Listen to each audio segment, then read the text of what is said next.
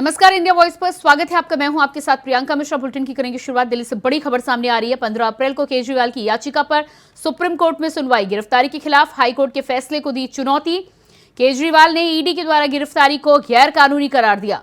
केजरीवाल ने ईडी के द्वारा गिरफ्तारी को गैर कानूनी करार दिया था। हाईकोर्ट में झटका लगने के बाद सुप्रीम कोर्ट का रुख करने की बात आई है। हाईकोर्ट के फैसले को दी चुनौती। तो हाईकोर्ट ने केजरीवाल की याचिका को किया खारिज। केजरीवाल ने याचिका दायर कर ईडी की गिरफ्तारी पर सवाल उठाए थे। साफ तौर पर हाईकोर्ट का कहना है कि पर्याप्त सबूत होने के बाद ही ईडी ने गिरफ्तारी की है। ऐसे में ईडी के द्वारा की गई गिरफ्तारी को गलत नहीं ठहराया जा सकता। केजरीवाल को हाईकोर्ट से झटका लगने के बाद सुप्रीम कोर्ट का रुख किया है अरविंद केजरीवाल ने।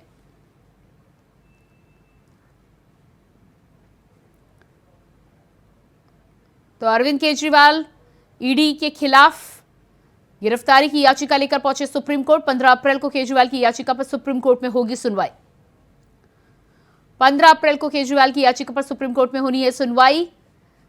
आपको बता दें कि हाईकोर्ट से झटका लगने के बाद केजरीवाल ने सुप्रीम कोर्ट का रुख किया। अब देखना होगा कि 15 अप्रैल को सुनवाई के बाद सुप्रीम कोर्ट की तरफ से क्या कुछ फैसला निकलकर सामने आता है। कुल मिलाकर इस पूरे मामले में अरविंद केजरीवाल शुरू से ही ईडी के द्वारा की गई गिरफ्तारी को गलत ठहरा रहे हैं। सुप्रीम कोर्ट में गिरफ्तारी को लेकर पहले भी याचिका दायर की गई थी। साफ तौर पर उनका कहना है कि ईडी की समन पर तो पेश होने को अरविंद केजरीवाल तैयार थे, लेकिन गिरफ्तारी को लेकर आश्वासन मांगा था सुप्रीम कोर्ट से।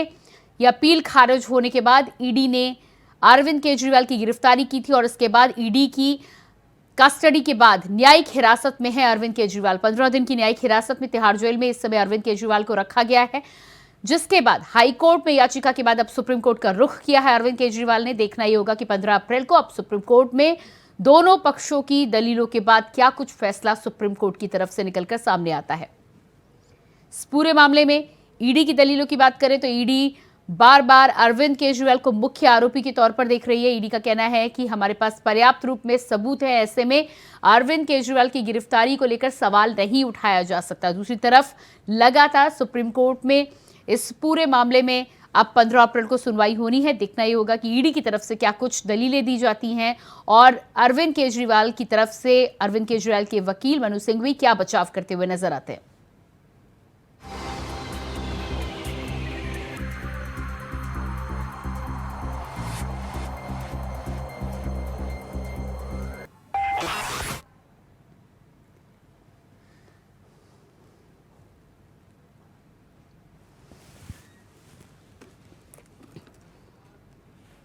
और इसी खबर पर दिल्ली से हमारे साथ संवाददाता अजीत कुमार लाइव जुड़ चुके हैं। जी अजीत, अरविंद केजरीवाल ने जिस तरह से सुप्रीम कोर्ट का दरवाजा खटखटाया है, 15 अप्रैल को अब सुनवाई होने वाली है, क्या कुछ ताजा अपडेट मिल पा रहे हैं आपको?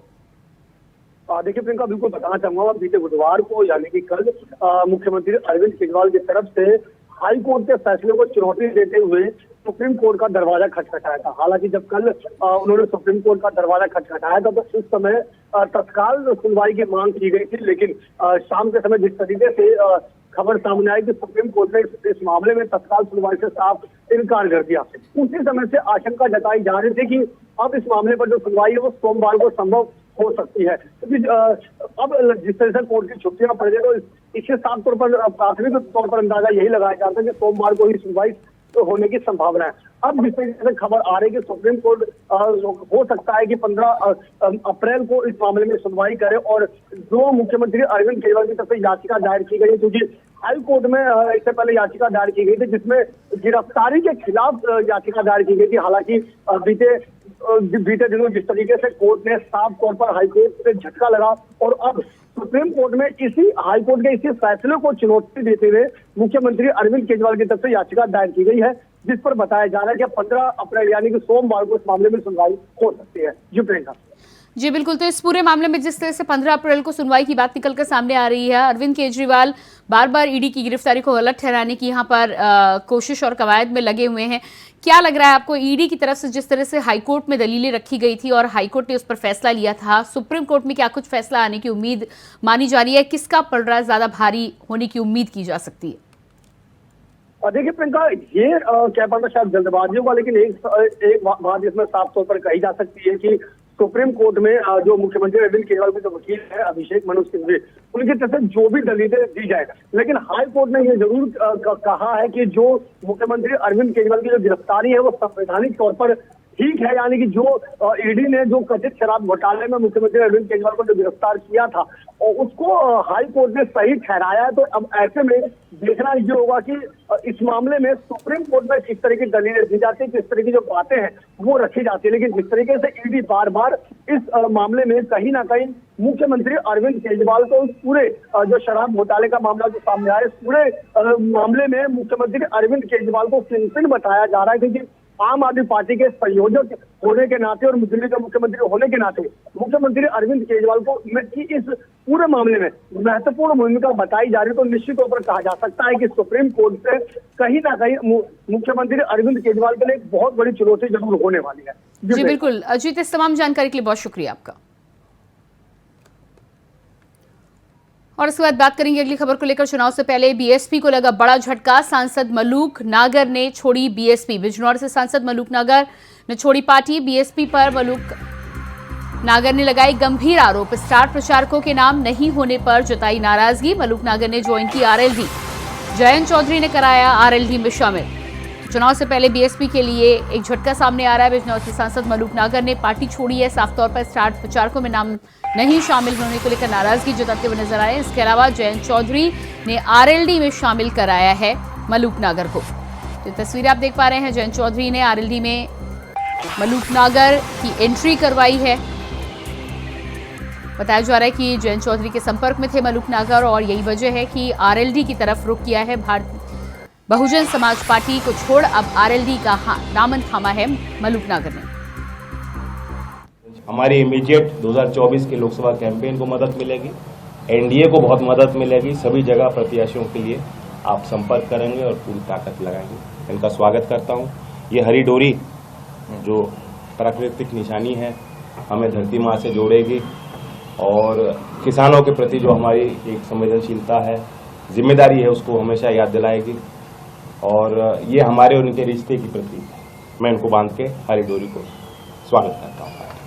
पहली बार ऐसा हो रहा है जब हम न एमएलए लड़े न एमपी लड़े।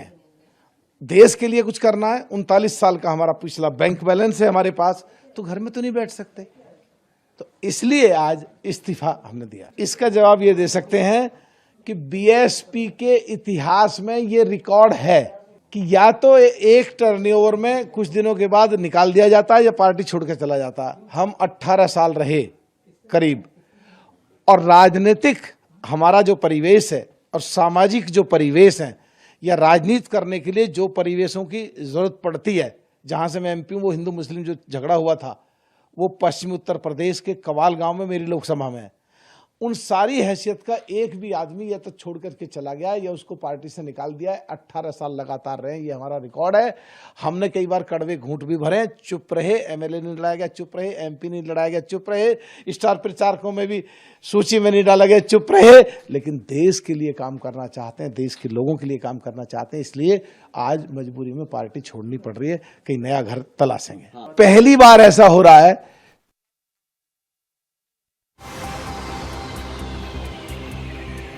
तो मलूक नागर का साफ तौर पर कहना है कि 18 साल बीएसपी पार्टी में रहने के बाद जिस तरह से कई बार कड़वे घूंट भी पिए, लेकिन देश की सेवा के लिए वो लगातार समर्पित है और यही वजह है कि लंबे समय से कई नाराजगियों के बाद मजबूरी में उन्हें बीएसपी पार्टी छोड़कर नया घर तलाशने की जरूरत पड़ रही है। आरएलडी से जयंत चौधरी ने मलूक नागर को पार्टी में ज्वाइन कराया। साफ तौर पर उन्होंने कहा कि साथ रहेंगे तो एनडीए और आरएलडी दोनों को ही फायदा मिलेगा।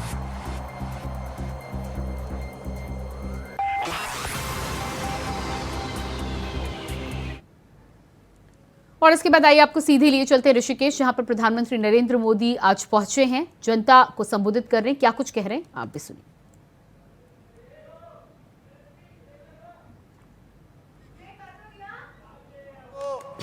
मां चंद्रघंटा की स्तुति हम सब करते हैं। ऐसे पावन दिन देश को बेटी बचाओ बेटी पढ़ाओ का मंत्र देने वाले आदरणीय प्रधानमंत्री जी का सानिध्य हम सबको प्राप्त हो रहा है, जो हम सब के लिए बहुत ही गर्व की बात है। मैं इसलिए भी कह रहा हूं, यह इसलिए भी महत्वपूर्ण है कि आदरणीय प्रधानमंत्री जी की प्रेरणा से हमने पूरे प्रदेश के अंदर नारी शक्ति के बंधन के उत्सव आयोजित किए थे और इसके माध्यम से हम हर एक मातृशक्ति के साथ पूरे प्रदेश के 13 जनपदों में सीधे संवाद करने का हमको शुभ अवसर प्राप्त हुआ था। भाइयों बहनों, हम सभी जानते हैं पिछले 10 वर्षों में आदरणीय प्रधानमंत्री मोदी जी ने जिस प्रकार, अंत में मैं आप सबकी तरफ से एक बार फिर से आदरणीय प्रधानमंत्री जी का और इस कार्यक्रम में आए हुए सभी उपस्थित जन समुदाय का हार्दिक अभिनंदन, स्वागत करते हुए, धन्यवाद करते हुए, उनको नमन करते हुए अपनी इन पंक्तियों के साथ अपनी बात समाप्त करूंगा। लक्ष्य अटल है, संकल्प प्रबल है, विकसित बनता देश सकल है, जन जन का विश्वास सबल है, वोट कमल है, वोट कमल है। बहुत बहुत धन्यवाद। जय हिंद, जय भारत, जय तक, अटक से लेकर कटक तक, उत्तर से लेकर दक्षिण तक आज विकास की गति को आगे बढ़ता हुआ दिख रहा है। भाइयों बहनों, पूरी दुनिया का सशक्त भारत बन रहा है, लेकिन देश आज आगे बढ़ चुका है, देश अब जाग चुका है, देश बदल चुका है।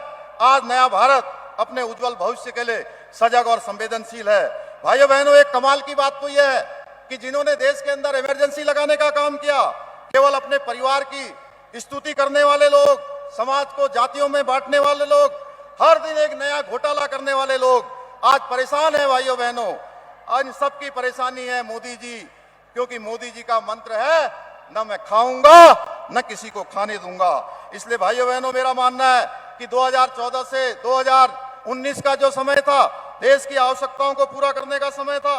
2019 से 2024 का समय देश की आकांक्षाओं की पूर्ति का समय था, और वही आदरणीय प्रधानमंत्री मोदी जी के नेतृत्व में 2024 से 2029 का समय भारत को विश्व गुरु के मार्ग को प्रशस्त करने का समय है। भाइयों बहनों, आज के इस अवसर पर यह विश्वास पूर्वक कह सकता हूं मैं कि देवभूमि की समस्त देवतुल्य जनता लोकसभा के चुनाव में 5 सीटें भारी बहुमत से विजय बनाकर आदरणीय प्रधानमंत्री जी को तीसरी बार देश की बागडोर सौंपने में अपना योगदान सुनिश्चित करेगी। अंत में मैं आप सबकी तरफ से एक बार फिर से आदरणीय प्रधानमंत्री जी का और इस कार्यक्रम में आए हुए सभी उपस्थित जन समुदाय का हार्दिक अभिनंदन, स्वागत करते हुए, धन्यवाद करते हुए, उनको नमन करते हुए अपनी इन पंक्तियों के साथ अपनी बात समाप्त करूंगा।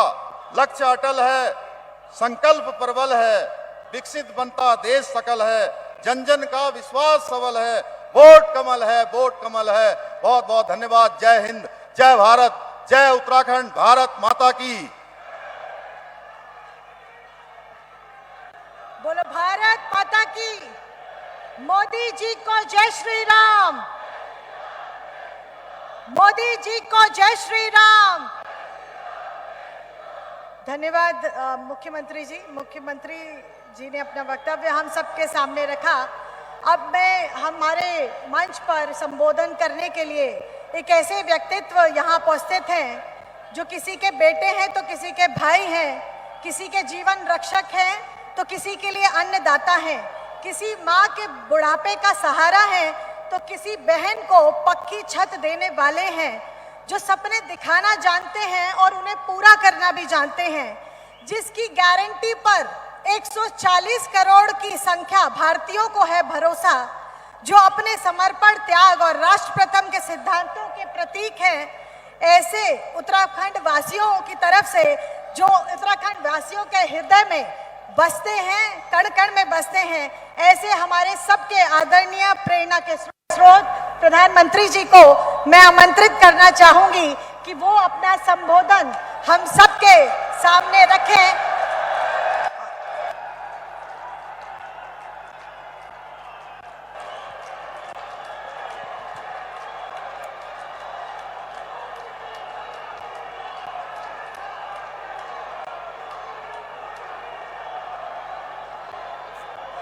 भारत माता की, भारत माता की,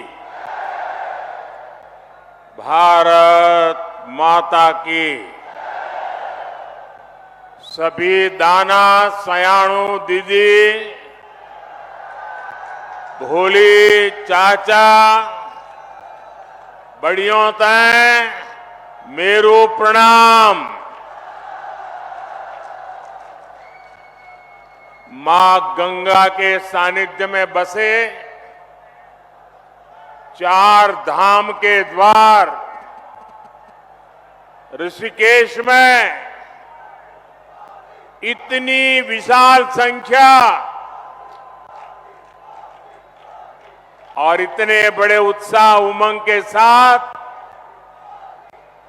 आप हम सबको आशीर्वाद देने आए हैं। मैं आपका बहुत बहुत आभारी हूं।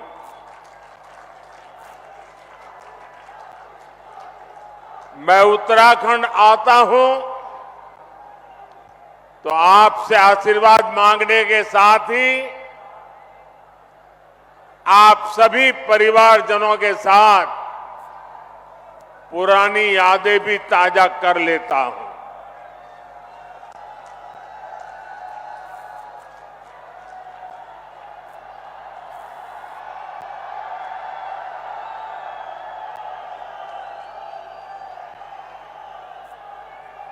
कल मैं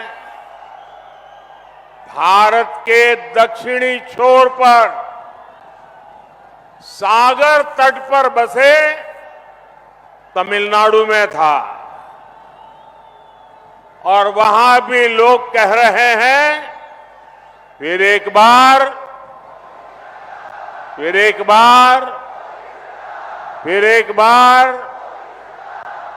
आज हिमालय की गोद में बाबा केदार और बद्री विशाल के चरणों में हूं तो यहां भी वही गूंज है, फिर एक बार, फिर एक बार। हमारे यहां उत्तराखंड में ये तो देवभूमि है, देवताओं का आह्वान करने की परंपरा है और हुड़का का नाद देवताओं का आह्वान करने में ऊर्जा देता है। आज मुझे भी जनता जनार्दन जो देवता रूपी है उनका आह्वान करने के लिए हुड़का का नाद बजाने का सौभाग्य मिला। साथियों, एक गुंज इसलिए है क्योंकि देश के लोगों ने पूर्ण बहुमत वाली स्थिर सरकार का काम देखा है। आज देश में ऐसी सरकार है जिसने बीते 10 वर्ष में भारत को पहले के मुकाबले कई गुना मजबूत कर दिया है। मेरी बात से आप सहमत हैं? सहमत हैं? पूरी तरह सहमत हैं? जब जब देश में कमजोर और अस्थिर सरकार रही है तब तब दुश्मनों ने फायदा उठाया है। जब भारत में कमजोर और अस्थिर सरकारें थी तब भारत में आतंकवाद ने पैर पसारे। आज भारत में मोदी की मजबूत सरकार है, इसलिए आतंकवादियों को घर में घुसकर मारा जाता है।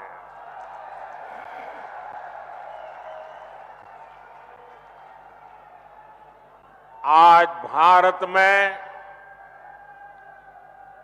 मजबूत सरकार है, इसलिए भारत का तिरंगा युद्ध क्षेत्र में भी सुरक्षा की गारंटी बन जाता है। ये भाजपा की मजबूत सरकार ही है जिसने 7 दशक बाद जम्मू कश्मीर से आर्टिकल 370 खत्म करने का साहस किया। ये भाजपा की मजबूत सरकार ही है जिसने 3 तलाक के खिलाफ कानून बनाया। ये भाजपा की मजबूत सरकार है जिसने महिलाओं को लोकसभा विधानसभा में आरक्षण दिया। ये भाजपा की मजबूत सरकार ही है जिसने सामान्य वर्ग के गरीबों को भी 10% आरक्षण दिया। साथियों, कांग्रेस की सरकार होती तो 1 रैंक 1 पेंशन कभी भी लागू नहीं होता। मोदी ने ये गारंटी दी थी और इसे पूरा करके दिखाया। ये कांग्रेस थी जो कहती थी कि 1 रैंक 1 पेंशन लागू करके हम पूर्व सैनिकों को 500 करोड़ रुपए देंगे। ये मोदी है जिसने 1 रैंक 1 पेंशन लागू करके पूर्व सैनिकों को 1 लाख करोड़ रुपए से ज्यादा उनके बैंक खाते में पहुंचा दिए हैं।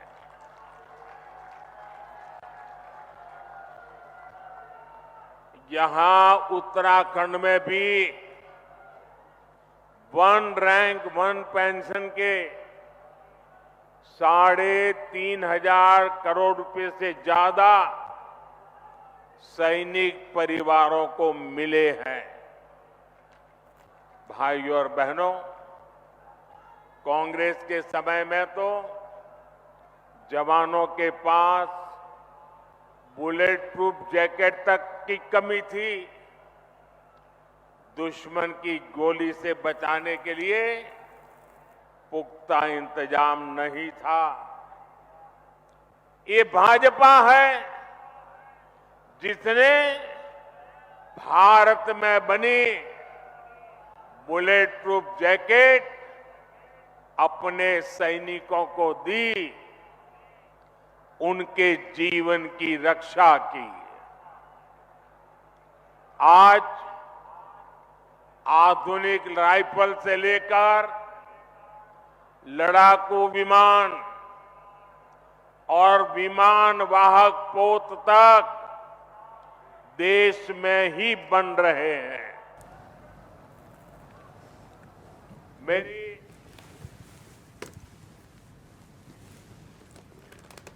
तो आप ऋषिकेश से सुन पा रहे थे, प्रधानमंत्री नरेंद्र मोदी की हुंकार चुनावी रैली को संबोधित कर रहे थे। और फिलहाल इस बुलेटिन में इतना ही। खबरों का सिलसिला जारी रहेगा। नमस्कार।